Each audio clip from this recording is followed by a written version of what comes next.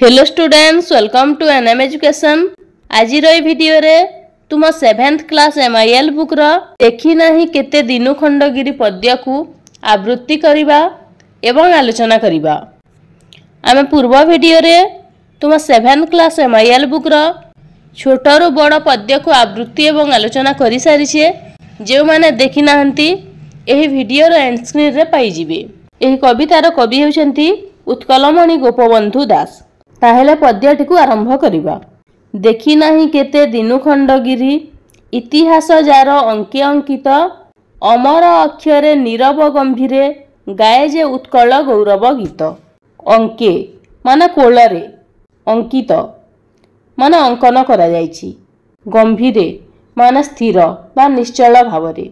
अर्थात एठारे कवि गोपबंधु दास कहिसंती जे खंडगिरी पहाड़ रे इतिहासर गुरुत्व रही एवं यह अतीत उत्कलर गौरव गाथा को गान करुछि। सेही खंडगिरीर दर्शन किछि दिन हेला करी नाही।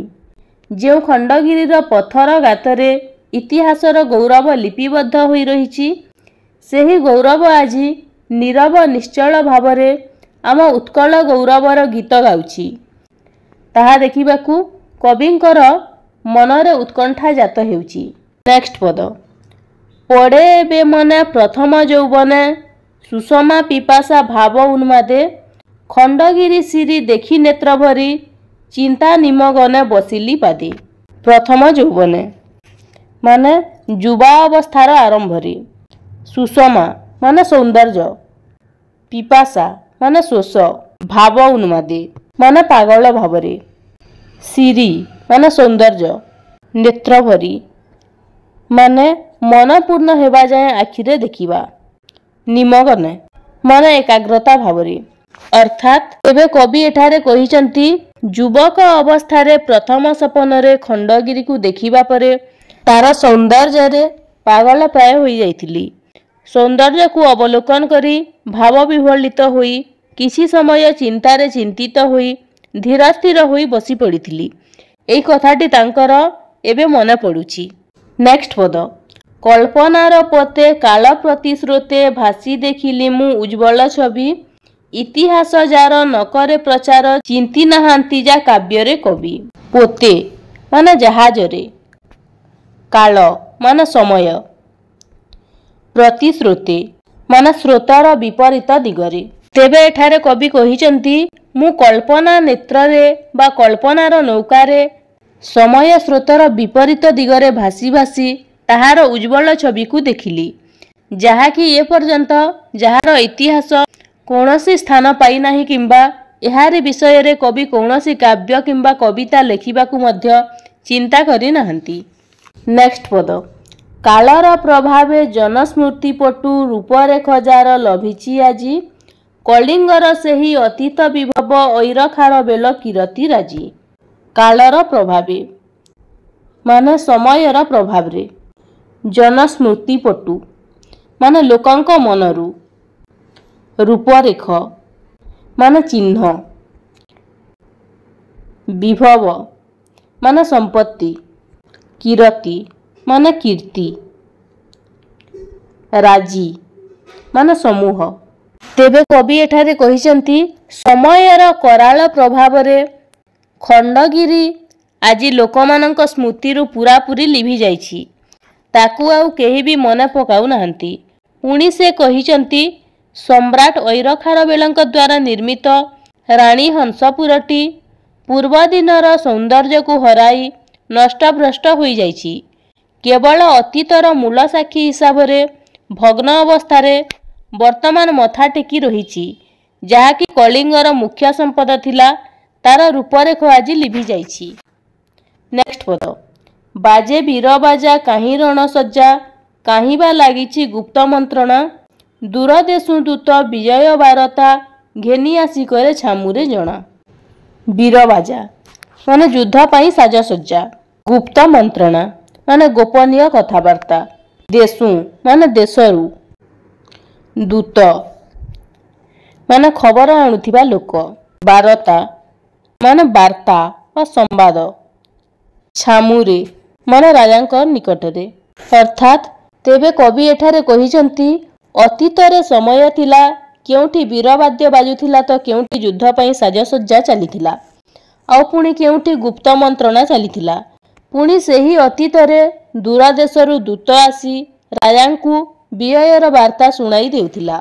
नेक्स्ट पद श्रमण सन्यासी दले दले बसी चालीअछि काहीं तत्व विचार गंभीर निर्घोषे लोक उपदेशे काहीं बा अहिंसा धर्म प्रचार। गंभीर माने धीर निश्चल भावरे, निर्घोषे माने शब्दरे, उपदेशे माने उपदेश पाई। अर्थात तेबे कवि एठारे कहिसंती अतीतरे मुनि ऋषि सन्यासी माने दल दल होई एकाठी बसी केवल तथ्य वा ज्ञान विषय रे विचार करुथिले। सेतेबेले गंभीर स्वर रे लोकमानंकु उपदेश दिया जाउथिला। अहिंसा पथरे चाली धर्मर प्रचार करा जाउथिला। नेक्स्ट पद खंडगिरी अंगे शिल्पी शत शत खोलंती निभृत गुंफा निरते काहीं गुप्तचर राज्य समाचार एकांते जणाए नृपपुरते। अंगे माने शरीर रे, निभृत माने गुप्त, निरते माने अविरत भावरे बा धारावाहिक भावरे, गुप्तचर माने गोपन समाचार आणुथिबा व्यक्ति, समाचार माने संवाद, एकांते माने एकुटिया, नृप माने राजा, पुरते माने पुररे। अर्थात अतीतरे खंडगिरी बक्ष देशरे शह शह शिल्पींकर हस्तरे गुंफा मान खोला जाउथिला। पथर देहरे सुंदर कारुकार्य करा जाउथिला। आउ केउ स्थान रे गुप्तचरटीए आसी राज्यर शुभ समाचार राजांकु जणाई देउथिला। राजा विजयर शुभ संवाद पाई खुशी हो जाउथिले। प्रजा माने मध्य खुशी हो जाउथिले। फलरे राज्य शासन अति सुरुखुरुरे चालुथिला बोली एठी कवि कहिसंती। नेक्स्ट पद कल्पनार नेत्रे एहीपरि केते दिशे चित्रखंड गिरी शरीरे विनष्ट सर्वस्व वृद्ध खंडगिरी विरक्त पराए उभा गंभीरे। विनष्ट माने नष्ट, वृद्ध माने बुढ़ा, उभा माने उपस्थित, गंभीरे माने चुपचाप भावरे बा धीर स्थिर भावरे। अर्थात तेणु कवि एठारे कहिसंती निजर कल्पनार नेत्ररे से एहीपरि भावरे खंडगिरीर अनेक दृश्यकु नीरव भावुक भावरे देखुथिले। हेले आजी से खंडगिरीर सौंदर्य नष्ट होई जाइछि। सते जेमिति से आजी नीरव निश्चल आ बुढ़ा होई ठिया होइछि। कवि जेतेबेले वास्तवता को आसी जाउछंती सेतेबेलकु सबु अतीतर घटना सबु बा घटना गुड़िक सते जेमिति तांको निकटरु कुआडे हजि जाउछंती। नेक्स्ट पद महाकालनीरे बुदबुद पराए जाइअछि मिसी कलिंग भूति कलिंग संतान भूलिछंती एबे कलिंगर नाम गौरव स्मृति। महाकाल माने दीर्घ समय बा मृत्यु, नीरे माने जलरे, बुदबुद माने पानी फोटका, पराए माने प्राय बा भली, कलिंग माने आम ओडिशा को पूर्वे कलिंग कहा जाउथिला। भूति माने संपत्ति, स्मृति माने मन रखिबार योग्य बा कार्य। अर्थात महाकालर नीरे बा अतीतर से विभवरे ताहा बुंदा बुंदा होई ओडिशार संपद आज मिसी जाइछि बा हजि जाइछि एवं ओडिशावासी बा ओडिशार संतान आज कलिंगर नाम बा ओडिशार नाम गौरवर स्मृति को आज भूली जाइछंती। गौरवर अतीतर कहानी सबू बा गौरवर अतीतर महान कीर्ति सबू आज तार अस्तित्व लिभाई देइछंती। नेक्स्ट पद तथापि से गाथा रखिअछि गिरी काल पराभवे देखाई हिया अति नारखार राणी हंसपुर साक्ष्य देवा लगी अद्यापि ठिया। गाथा माने कीर्ति, हिया माने हृदय बा छाती, नारखार माने नष्ट, राणी हंसपुर माने राणी को घर, साक्ष्य माने साक्षी, अद्यापि माने आजी भी। तेणु कवि एठारे कहिसंती कलिंगर गौरव स्मृति मानस पटुरु लिभि जाइथिले मध्य जीर्णशीर्ण अवस्थारे राणी हंसपुर अतीतर घटना को निजे साक्षी रूपे एबे मध्य दंडायमान होइछि। ए पर्यंत निजर छातीर पराभव देखाई पारी अतीत इतिहास को जीवंत करिबा पई से चेष्टा करिछि। कालर कराल प्रभाव रे ए पर्यंत खंडगिरी ध्वंस होई पारि नाही। सबु बाधा प्रतिबंधक को अतिक्रम करी से वीर दर्परे मूक साक्षी रूपे दंडायमान होइछंती धरा पृष्ठरे। नेक्स्ट पद चुलु मूल जाए शोभे शिलाकाए प्रसाद प्रांगण गुंफा देउल तरुलता दल रोधिछंती पथ निवसंती जही स्वापद कूल।